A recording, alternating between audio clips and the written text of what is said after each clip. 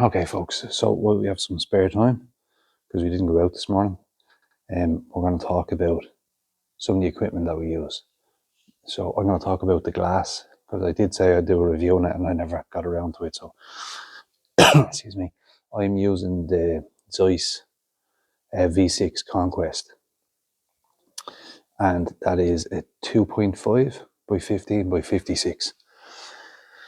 So all that means is, because a lot of people don't know that, is the two first figures.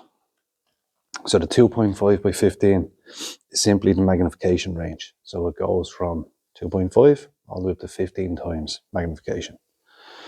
And then the 56 is simply your objective lens at the front.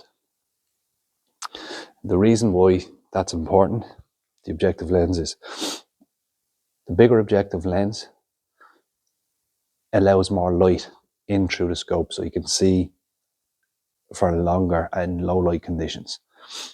Alternatively, the higher mag range that you have, magnification range, means the more lenses you have in the glass, which actually cuts down. So if you have a low powered magnification and a really big objective lens, typically, right, depending on the coating on the lenses, allows to better last light shooting conditions.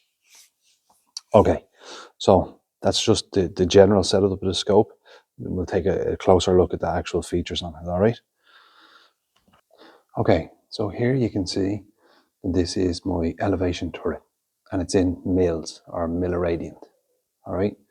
To change, all you simply do is lift up, yeah, and then you can change to whatever elevation you require. You can hear, I hope you can hear how tactile those clicks are. So in low light conditions or darkness, you can feel as well as hear your click range. That's one. This screw at the top, this Allen key here, that's how you lift your turret off and slip scales. That's simple enough. On the right hand side is your left and right windage. Right now that is capped, so it doesn't have a dialable turret like this on the side. You simply zero your rifle and then put the cap back on. Now, if you wish, you can take the cap off and click left and right. I don't. I hold left and right. On the right hand side, this is your illuminated red or illuminated reticle. So when you pull that out, there's a small dot. It doesn't light up the whole reticle, just a tiny dot in the center, which my eye likes because it's drawn straight to it. So this is how you lower and higher the brightness of that dot depending on your light conditions. Because if it's too bright, in a really dark situation, it can blow out the glass. What I mean by blow out the glass is it makes everything else a little bit harder to see, where you can fine tune that reticle, right? And obviously pushing it back in turns it off. But if you leave it on like so, anytime you put the rifle into a vertical position, i.e.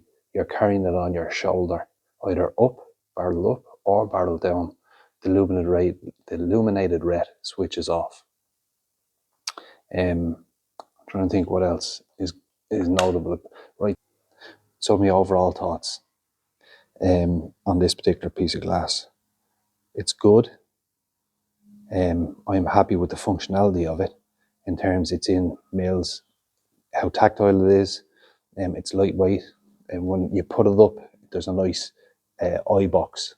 What I mean by eye box is it's very easy to get behind the scope quick and see on the target, where other scopes can be a little bit more finicky. You have to be perfect. What are my other thoughts on it? How does it pair up to some of the other glass I've used?